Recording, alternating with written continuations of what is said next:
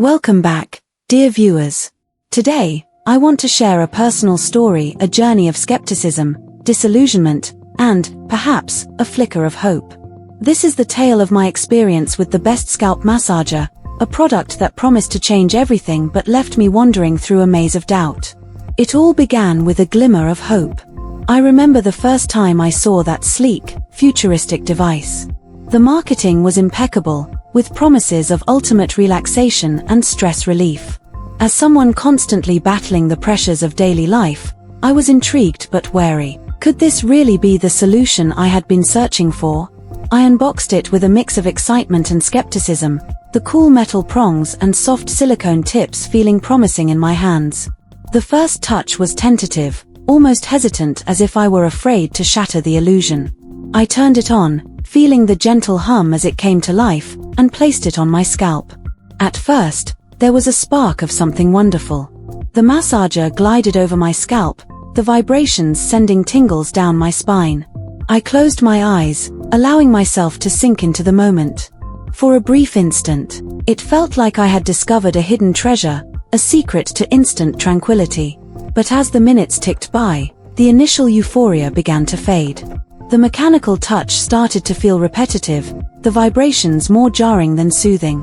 I opened my eyes, the spell broken. The massager, once a harbinger of peace, now felt like a hollow promise.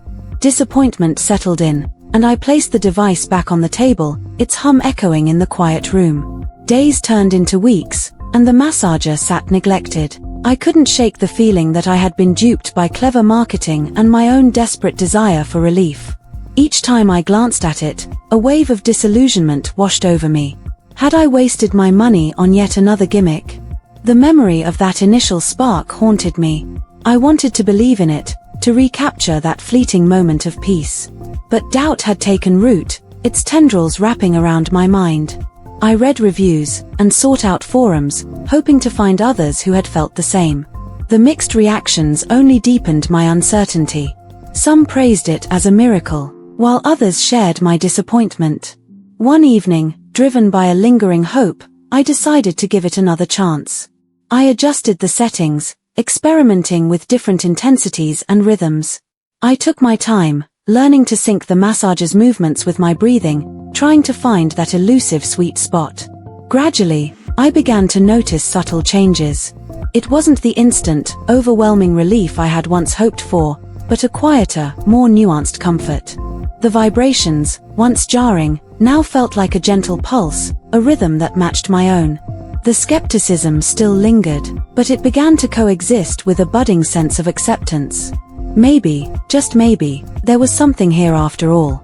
Over time, the massager became a small but significant part of my routine. It was no miracle cure, but it offered a moment of respite, a brief escape from the relentless march of stress. I learned to appreciate its simplicity and its quiet efficiency. It wasn't perfect, but it didn't need to be. In those moments, I realized something important as I felt the soft vibrations easing the tension from my scalp. The best scalp massager wasn't about erasing all my worries or providing an instant fix. It was about carving out a little space for myself, a reminder to pause and breathe. It took a while, but I began to believe in its quiet promise.